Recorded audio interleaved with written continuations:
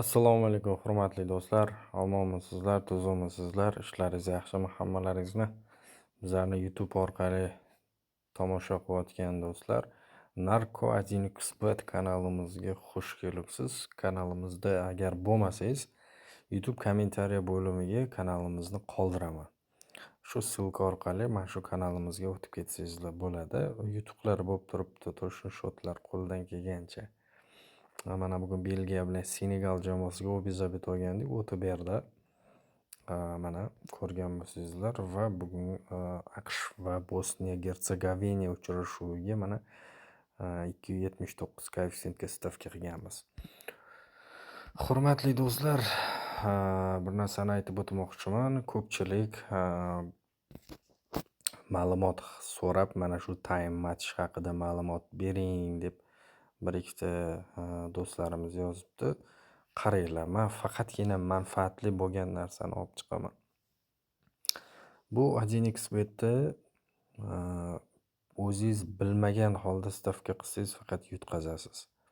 Masalan, bular nima degan savol berilsa, bu nima deb savol bersa, men sodda qilib o'zbek tilida tushuntirib beraman. Xo'p, birinchiga qaraydigan bo'lsak, 1.81 koeffitsient va 22 koeffitsient 65 koeffitsiyentga qaraydigan bo'lsak, qarang, birinchi 1.81 koeffitsiyentga e'tibor beradigan bo'lsak, bu birinchi taymda AQSh jamoasi g'alaba qilish kerak va ikkinchi taymda ham g'alaba qilish kerak.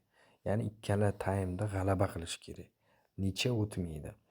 Birinchi taymda men 22 koeffitsiyentga e'tibor beringlar. Birinchi taymda AQSh g'alaba qilish kerak va ikkinchi taymda durang o'ynash kerak. 22 koeffitsient. Va uchinchisiga keladigan bo'lsak, AQSh jamoasi birinchi taymda pobeda qilish kerak, ikkinchi taymda Bosniya Gertsegovina yutish kerak. Buning uchun AQSh birinchi taymda 3 gol urish kerak va ikkinchi taymda Bosniya bitta gol urib qo'ysa, mana shu 65 koeffitsiyentlar o'tadi sizlarni. Tushuntira oldimmi? Endi Bosniya Gertsegovina ham xuddi shunaqa. Birinchi taymda Bosniya g'alaba qilishi kerak, ikkinchi taymda AQSh g'alaba qilishi kerak. Bu tushunarli bo'ldi, to'g'rimi? Mana bu birinchi taymda Bosniya pobeda qilishi kerak, ikkinchi taymda necha o'ynash kerak.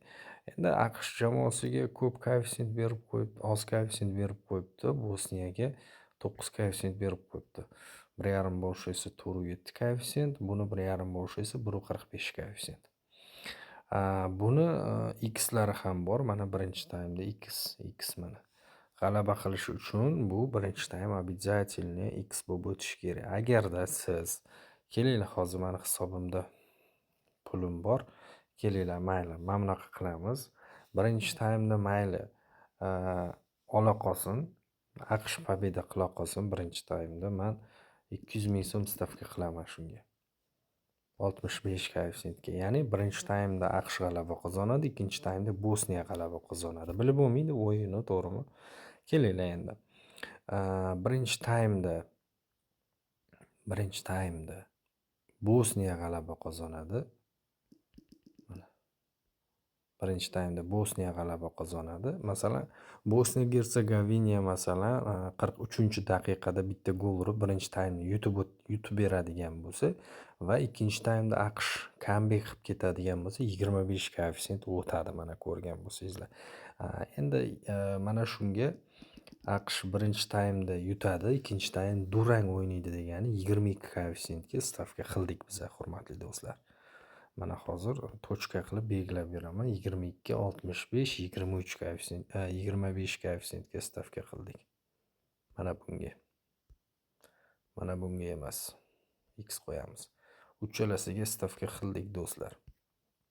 Mana 200 ming stavka qildik, g'alaba qiladigan bo'lsa 13 million foyda bo'ladi.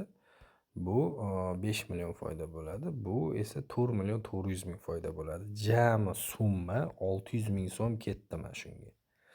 Ko'ramiz g'alabani. Agar tushunmaydigan natijalaringiz sizni qiziqtirayotgan bo'lsa, o'sha xbetda yozsangizlar, batafsil hammasini tushuntirib beraman. Keyingi videolarda ko'rishguncha xayr do'stlar.